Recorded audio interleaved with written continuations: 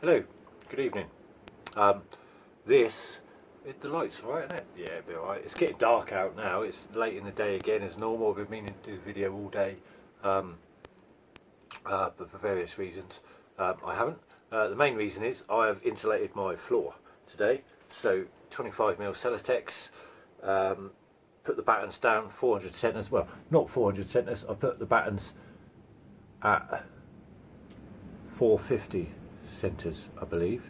The idea being is I cut the Celotex because it's 2.4 meters long. I cut the Celotex at 400s rather than doing the standard building technique where you do it at 400 centres. That way I don't get any waste at all. Otherwise I would have ended up with lots of little slivers like this that would have been waste. So yeah, I've done that. This is the back of the van. That is where the horses would have left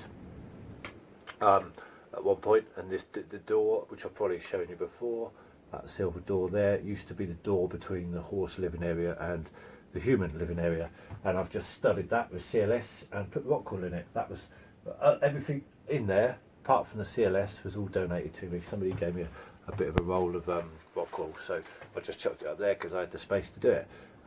Yeah, and then I've just got various bits of rubbish you can see hanging about, different bits, bit of Celotex on that wall there. I'm going to start Celotex in the walls tomorrow. One of the cool things this truck has already got is the roof lights. It's got one there and one in the living space, which is currently behind you. Yeah, so it's been a busy day.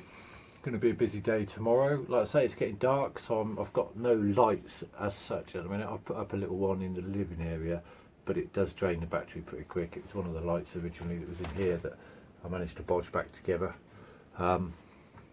But yeah, anyway, so this video, it's going to be quite short, it's going to be quite sweet, is my opinion on buying your van. I get asked a lot on what you should look for, should I say, when buying a van. That varies. I think there's one very, very important point, which I will get to, which I think is probably one of the most important points of all, based on the idea that you're going to spend a lot of time in your van. Yeah, like I say, this is just my opinion. A lot of people will probably disagree with what I have to say, but this is how I buy vans, and you can take notice or you don't take notice. It's entirely up to you. I really don't mind. I just wanted to share because I get asked quite a lot. A lot of people talk about, a lot of this depends on budget. So a lot of people talk about watch for rust. Yeah, that's quite important. But for example, my old van, a lot of people brought up the fact, oh, there's a bit of rust around the wheel arches. Using my van as an example, it was all surface rust, so you could have got a little ball and peen hammer, anyway, or a screwdriver, and just give it a little tap, and it was all solid. It was all just surface rust. So the whole theory of look out for rust is on the basis of my old van was invalid, because it was all surface rust, bit of sandpaper, bit of filler, bit of whatever. I don't know how to do it, if I'm honest, and it's fixable, or you just leave it. My van that I sold was quite a low budget van, and it had a few advisories on the MOT as well. But sticking to the rust for a minute, the point where it is valid, if you were to look underneath the van, for example, and all the seals have gone, all the seals have got holes in them, or the chassis is rotten or something like that, then therein that point becomes valid. But generally, if your budget's quite small, you're going to buy a van, you're going to have to buy a van with rust on it. So that means you have to look at the types of rust, I suppose, that's on that van.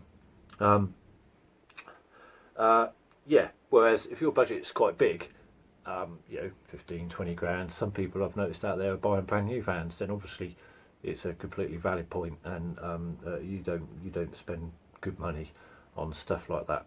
So hopefully that bit makes sense. A lot of people also talk about MOT advisories. Now, advisories is quite an interesting one. My van had a few advisories on it. I can't remember them off the top of my head, but they're all fairly simple, all really fixable. One of the advisories on my van was brake pipes covered in grease and slightly corroded. There was nothing wrong with them. They just had to put that to protect themselves. There's absolutely nothing wrong with them at all. I've had quite a few vans that have had that as advisory. I did hear many years ago, I'm no mechanic, many years ago, that people put grease on things that have a slight leak or a weep or something like that, and the grease effectively gets it through the MOT. If you look at my old van and the old MOTs, I think for 3, 4, 5 years, it had that on the brake pipes as an advisory. So it's worth looking at, worth having a nosy around. But on my van, there was no problem at all. It had no braking issues in any way, shape or form. That said, somebody sent me the MOT, a photo screenshot of an advisory the other day, and on the advisory it was a Vauxhall Vivaro, and the advisories was front and rear bumper hanging off. All the suspension components were worn, so all the bushes were gone, ball joints were wearing, all that sort of stuff. And it was just crazy. The whole list was suspension this, suspension that, suspension this, bumper falling off, this bit of bumper hanging off, all that sort of stuff. That indicates to me that the whole van's been abused. So it's possibly been a company vehicle, or it's just belonged to somebody that just didn't give a shit. So language again. So on that basis, you probably want to steer clear of something like that. The odd suspension thing, but on this vehicle, it was all 4 corners were basically knackered. So my advice at that point in time, obviously, is avoid. Now, I've waffled on a bit, not necessarily knowing what I'm talking about, but I want to get to the point, and this is a big deal for me.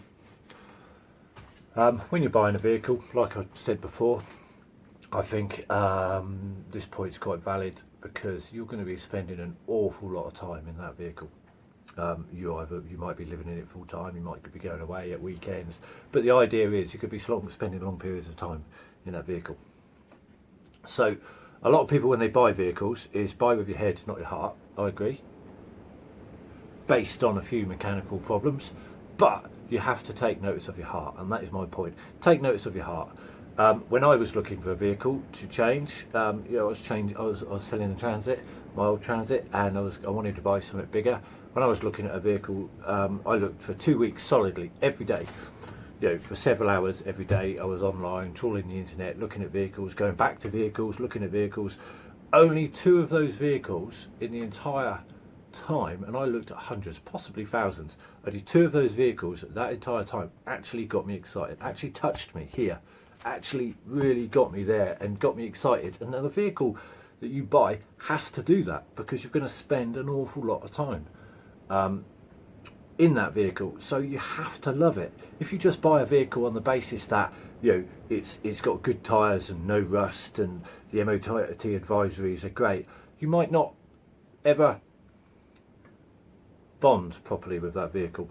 Now, I'm a petrol head to a degree. I always have been since I was a little boy.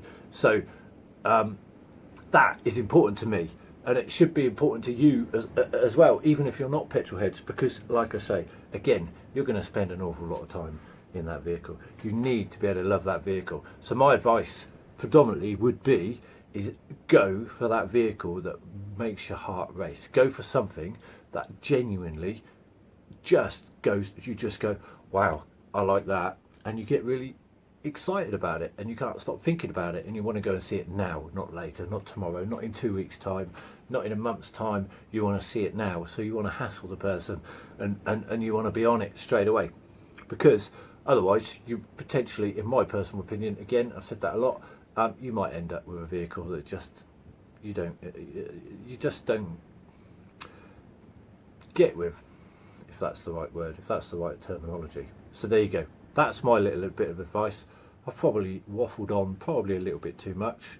Probably talked when it comes to the advisories and the rust. I do make these videos off the cuff. I've no idea what I'm going to say other than my main point, and that is falling in love with a vehicle, from the aesthetics, from the shape, from the smile that it's got on the front end, from all that sort of stuff. That's quite important. The rest of it, take with a pinch of salt. I do make these videos up as I go along.